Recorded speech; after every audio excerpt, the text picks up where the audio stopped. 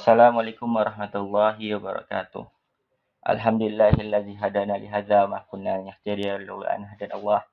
Asyhadu an la ilaha illallah, asyhadu anna Muhammad abduhu wa rasuluh la nabiyya ba'da amma ba'du. Teman-teman, marilah kita panjatkan puji syukur kita kehadirat Allah Subhanahu wa taala yang mana sampai saat ini kita masih diberikan kenikmatan iman dan Islam.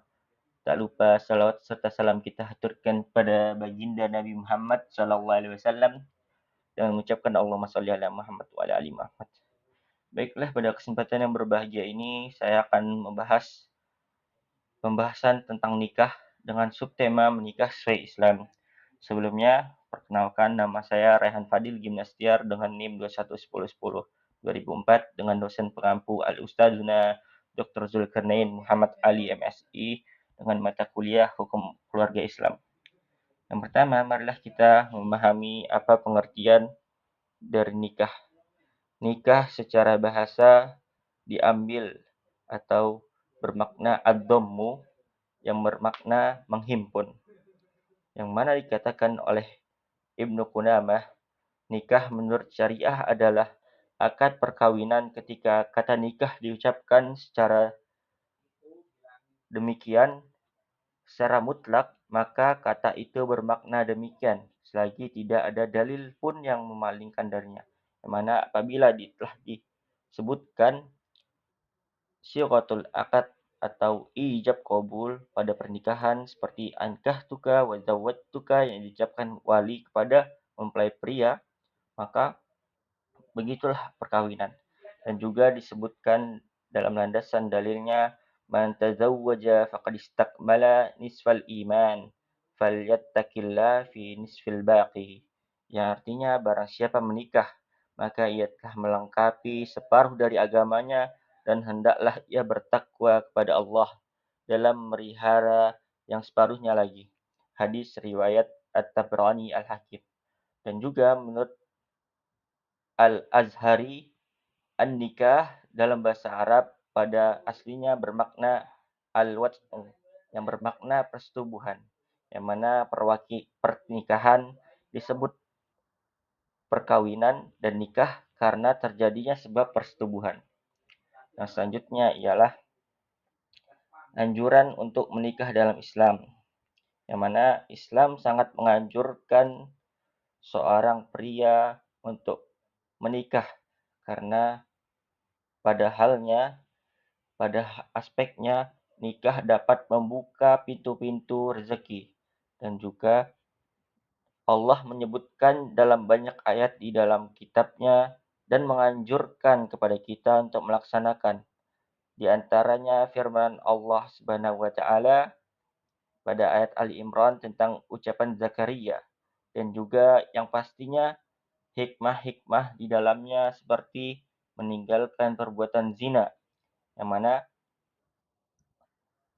disebutkan ya ma'syaras sabab man istata'a minkumul ba'ah falyatazawwaj fa innahu aghaddu lil basar wa ahsanu lil farj wa man lam yastati' fa 'alaihi bis-shaum fa innahu lahu wija'.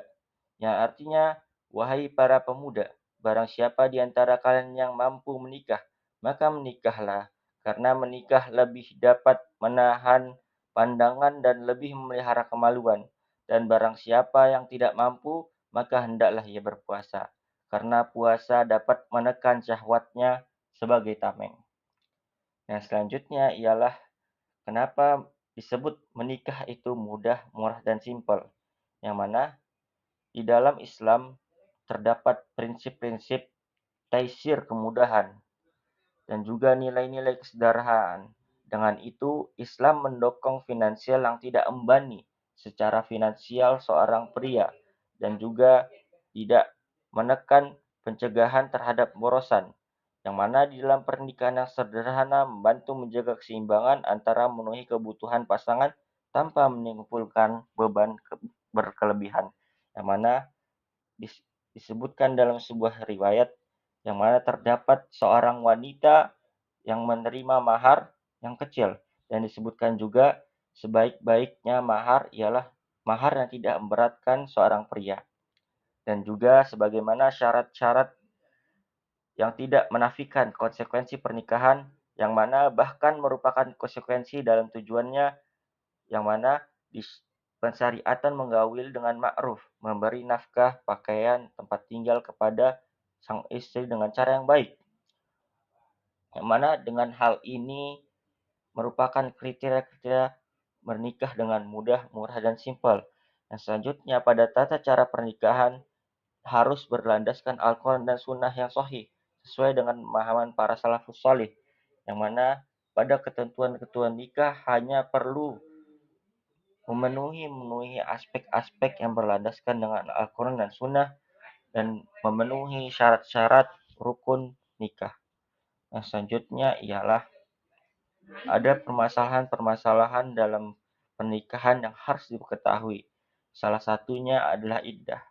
Lalu, apa iddah itu?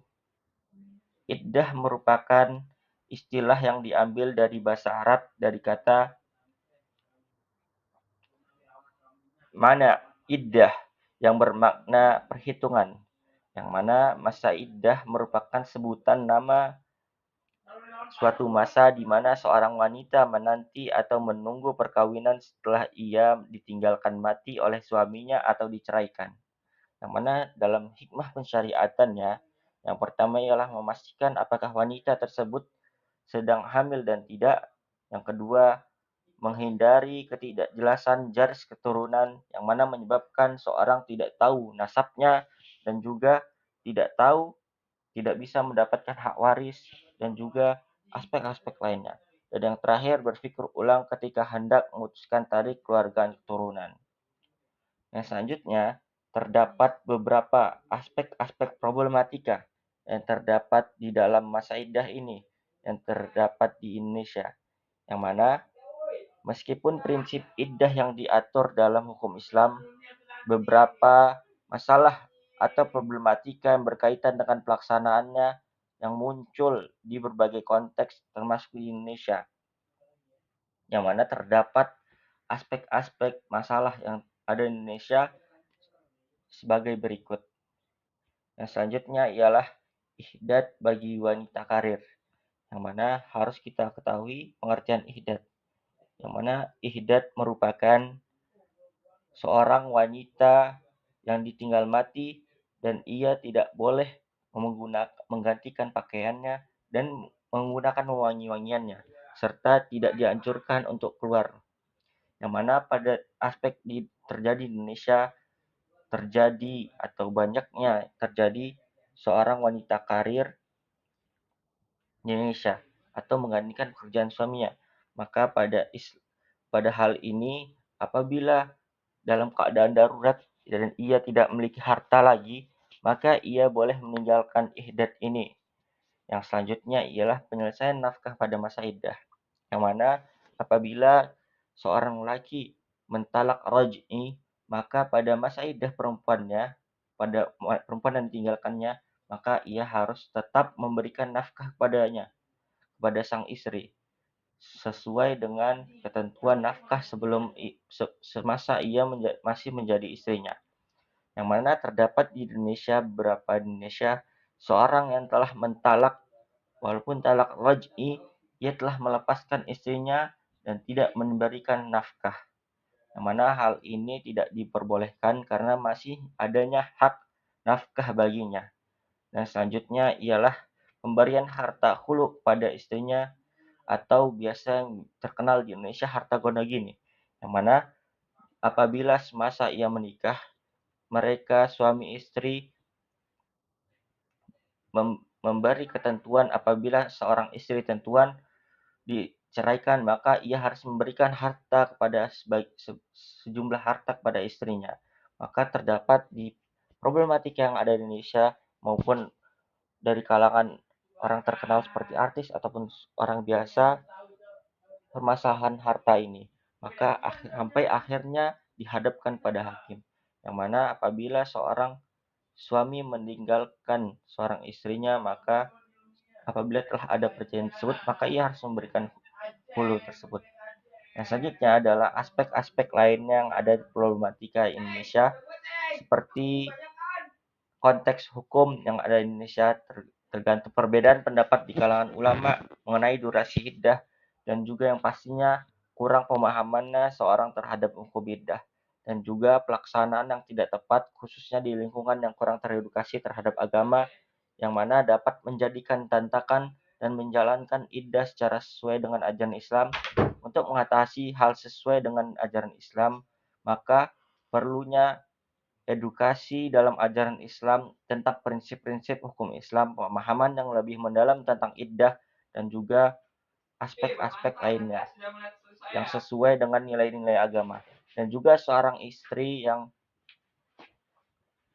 ditinggal dalam masa iddahnya, terkadang ia eh, mendapatkan tekanan moral dari lingkungan sekitarnya, karena pasti seorang yang ditinggal mati atau ditinggal cerai akan mendapatkan kesedihan. Dengan itu perlunya aspek-aspek lainnya dalam menunjang atau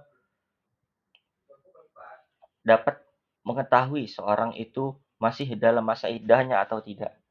Mungkin cukup sekian yang dapat saya sampaikan. Lebih dan kurangnya mohon maaf. Wabillahi taufik wal hidayah. Wassalamualaikum warahmatullahi wabarakatuh.